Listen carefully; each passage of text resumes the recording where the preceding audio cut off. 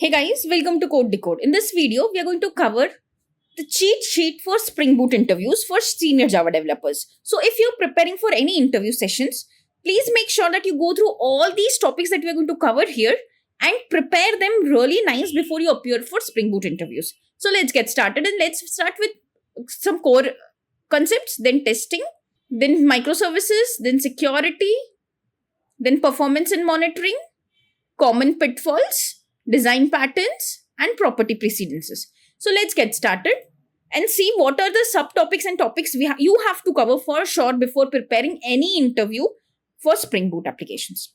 So the core concepts for Spring Boot interview, a very important one is you should know the starter dependencies. That is, they would for sure, there is a very high chances that they would ask you which starter dependencies have you used in your applications and why. For example, you have used Starter Web to create your application as a web application, ORM like Hibernate and JPA to implement ORM in your application, and so on. There is also a starter called Spring Security Starter to implement basic security in your application. They would ask you about profiling. So you must know that in your application, you have dev profile, PPE profile, UAT profile, production profile, and local profiles. How you segregated your properties into. You should know about actuator, how you actually know the health of your current application. You should also know how did you inject the dependencies rather than creating an object with the new keywords. What embedded server have you used? Did you use the default Tomcat or did you use Jetty or Undertow? You should also know about the actuators. You should know about dev tools. Have you used the dev tools in your local improvement performance of your startup time or not? Also, in any of the situation, if you find that this topic was not covered in our channel and you want us to cover that, just drop the comment section and we will for sure make sure that the video will be created on all those topics that you add in the comment section, and in detail that you will be able to clear the interview rounds on those fronts. Continuing over that, you should also know somewhere what is Spring Boot CLI and how can you create projects with the CLI. Also, you should know about the starter customization, how you can customize your starter dependencies and use those customized starters. You should know about lazy initialization and why did you use it. They might ask you, do you have the eager or lazy initialization? 99% time we do have the early initialization, but in a situation where you need a very hard startup, very fast startup, then you make sure that you have a lazy initialization. Otherwise, nowadays in current Kubernetes pods, we can easily live with the lazy initialization because it is one time run and all time running and available for your request handling. So rarely we use lazy initialization. Also, you should know about application events. You should know about error handling. How did you do error handling? Like, did you use custom error handling or you use global exception handling? If you're using global exception handling, what are the methods and what are the annotations that you have used for handling the controllers errors at the controller level with the filters and AOPs? You should also know about the actuator, also know about the AOP of the Spring Boot applications, and also know how you do the externalized configurations using the key vaults, using config servers, using Azure key vaults, and so on. Externalized configuration is a way how you can manage all your properties at one single place rather than segregating and duplicating all the properties at all the application level. Hey guys, recently we have launched a course covering an end-to-end full stack application using Angular as front end and microservices and Spring Boot as the back end. Also, we have used Cloud to deploy this application, and we have used CI/CD, that is Jenkins and Argo CD, for continuous integration and continuous deployment. The technologies that we have used is REST, RESTful web services, Spring Boot and microservices for backend, Angular for front end. GitHub we have used for version control system. Also, to make the code unit testable, we have used JUnits. We have used Sonar for code quality checks. Also, for containerization, we have used Docker and Kubernetes. And to deploy this whole application, we have used AWS and multiple services from AWS. Also, we have used SQL as well as NoSQL, that is MongoDB and SQL. On AWS, since for the SQL we have RDS, we have used those services, and Jenkins and Argo CD for CI/CD pipeline. Also, this is an architecture of the application that we have created where the front end is Angular and the back end is microservices. We have used ALB load balancers, Ingress for routing and load balancing, and we have used SQL and MongoDB for SQL and NoSQL DB management with Eureka Server and all those microservices counterparts. Now this is the CI/CD pipeline. This is the CI/CD flowchart for the application that we have created on local. So this is something, a flow when you create an application in local, push it to GitHub, create a Jenkins pipeline, and do the CI/CD using Jenkins and Argo CD. And at the end, deploy the whole code at AWS EKS. Complete description of this course is covered in a very separate video. The link for that video is also given in the description bar below, and also the link to purchase that course from Udemy is also in the description bar below. So please go and check the description for all these links. The second important topic to cover here for the cheat sheet is the security. So how did you do authentication, authorization? How do you manage edge security? How did you manage the internal security with service to service communication with IOS, maybe the service to service layer, mesh security and navigation and routings? What is the best practices for security and some advanced topics? So how did you do authentication? How did you do did you use the username password based authentication, or did you use token based authentication, or did you use Auth2 with Okta as a third party authentication mechanism, or did you use MFA, that is multi-factor authentication, or did you use a simple social login to do your authentication? So these are the 5 ways with which you can enable the authentication in your service, and you should know what kind of authentication you do. You take the username password, verify and let him log in or authenticate, or what kind of authentication you do. The second important thing is, how do you do authorization in your application? Is it role-based authorization like has role admin, or is it permission or scope-based authorization like has authority scope of reading? Or attribute-based authorization, which is very rare because you authorize based on the IP, device and time.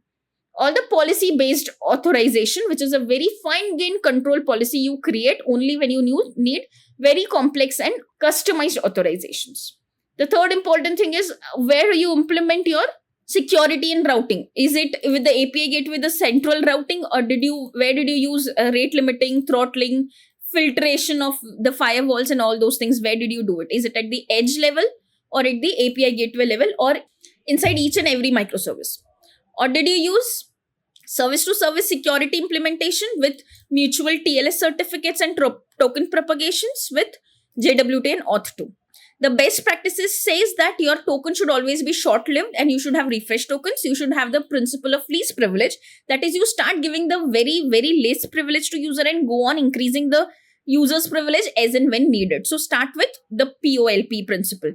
Always rotate the secret and key endpoints, where you include what all actuator endpoints you are allowing and applicable to use whenever your application is in production. Also make sure you disable CSRF only and only if you need stateless application. If you have a stateful application, then you don't have to disable CSRF. If you want to know more about that, let me know in the comment section. Also make sure you have a strong password policies like bcrypt. Just don't use no-op passwords for encoding your passwords. Now, important topics which you have to cover before your interviews is what is CORS, how the reactive security works and how it is completely different from the blocking security chains. How do you use the threat protection with CSRF and hijacking?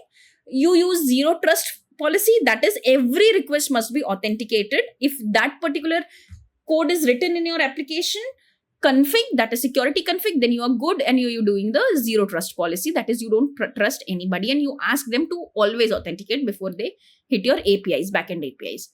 Also make sure you know about the claims and scopes. Also make sure you have session fixation protection if you're using sessions, not required if you're completely stateless. And also make sure that you're doing the security testing by penetrating your test code, by doing the OSWAP, Sneak and SonarQube testing on your code base. These 3 are the existing third-party enabled tools which always be very helpful, and they would for sure ask you how do you scan for vulnerabilities, how do you do the quality testing. You must be knowing that it is either through Sneak or the quality testing through SonarQubes. So be very sure that you understand these tools, at least few of them, before you go live for your interviews. Now this is the microservice level interview questions and topics, but I'm going to create another part cheat sheet for this if you want me. But because microservices and Spring Boot are too much interrelated with all the migrations happening in the place, so you must know about the config management, that is Key Vault, Spring Config, Cloud Configs, Console, and the K8 key maps, mappings, and feature toggles. We have already covered the feature toggles in our previous videos.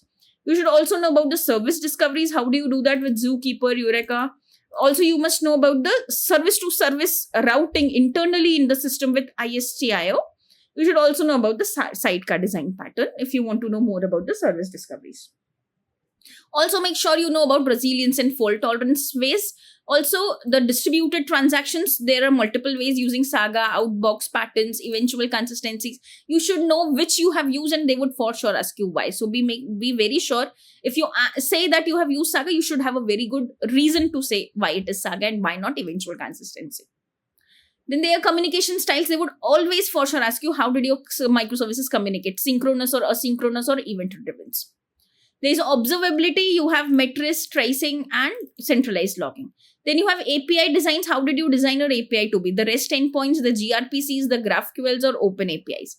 This is for sure always required for sharing your documentation across. So make sure you know that if they ask you how do you share your contracts with the other teams and applications, you know that it is Swagger and open API. The next very important thing is how did you manage your databases across multiple different microservices, and always make sure best practices, database per service, don't make it shared database. It will become from microservice application to SOA architecture. So your answer to this modifies lots of coming questions to you. Then make sure that you know about deployment. How do you deploy it using Docker, Kubernetes, which kind of deployment strategy you use, Canary or blue, green, or rolling updates, and which design pattern have you used for.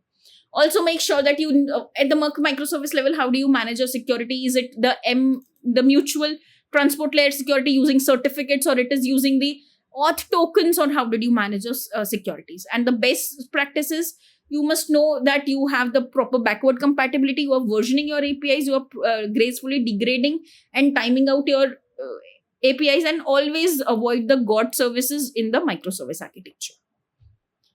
The fourth very important cheat sheet topic is how do you do the performance and monitoring? Did you use Micrometer, Prometheus for your micrometer and monitoring? How did you use JVM matrices? How did you use the success ratio for business matrices and custom matrices for meter registry? Also make sure you know about the tracing. This was just the monitoring and matrices capturing, but you need to trace your API also. So you must know about the distributed tracing, the backend tracing using Splunk, maintaining the span ID and trace ID across multiple microservices, and making sure that you have proper async calls also traced properly, otherwise you will lose the tracing in between. The logging is very important thing, that you should know what is the structure of JSON that you are logging, where you're going to log your all the data that you have collected with tracing and monitoring, what is a correlation ID, how do you mask the sensitive information, that is personal data should not be leveraged to the outside world. Also make sure you have centralized logging. If you have, you should know why, and how do you make sure that it is not a single point of failure, the centralized logging part. The next part is startup optimization. How do you make sure that you have a very less startup time? There is also multiple ways how you can reduce the startup time by doing the lazy initialization, by limiting the component scan, which increases a lot of burden on your application to scan everything and anything that is available into your system. Also remove unused starter dependencies because it takes time to get downloaded on your pods. Always analyze your startup time using the actuator. Also make sure that you have the runtime performance optimization. They would for sure ask you how do you optimize your runtime performances. So you may ask that, you may say that you have moved from synchronous to asynchronous communication. Also you may say that if it is a really non-blocking, I've moved to reactive, but don't say that if you really don't know the reactive programming. Then you should say that you have maintained the proper caching. There's a Redis and Caffeine. You have asynchronous processing, and you have done the batch inserts and updates. You also make sure that they would ask you about the database performances. So you would say that you have avoided N+1 queries using this. You have used indexes, paginations, views, projections. We have monitored using actuator, and we have made sure that we have read replicas and cache for scaling part. Also, they would ask you how do you use your API performances. How do you increase your API performances? So you might say that you have used caching, you have used pagination for the large data, you have also did the rate limiting so that the people won't overload you. Also make sure that you know about self-healing using the circuit breaker patterns, using health checks with each and every microservice, using K8 probes and gracefully shutting down if you have any problem in the system. Also make sure that you know the best practices of your microservices. Now, a very important part comes with the Spring Boot is how do you test your Spring Boot application. So make sure you know about the JUnit testing done with Mockito and JUnit 5 as the framework. You mock the dependencies and you inject mock your existing class that you want to test. Because 90% of people do confuse between what do you mock and what do you inject mock. And I've seen that in interviews. Then the next, how did you do the integration test? Did you use Cucumber for your integration tests? Then you do the slice testing, then infrastructure testing if you have any. Otherwise, it's okay. You also do many people do the contract testing and end-to-end testing based on the Selenium and all those things. So testing should be very strong for you. Also, keep unit test cases really fast. Don't load the Spring Boot and don't increase your Jenkins time to every time when you add the data, it should not run the JUnits. Always avoid mocking everything, otherwise it will be of no use. So there are multiple best practices for testing. Use profiles for testing. Use given, when, and then kind of assertions. Ensure coverage and mutual testing with CI/CD and prefer idempotent data. Now, a very common pitfall is make sure that you don't overuse the component scan.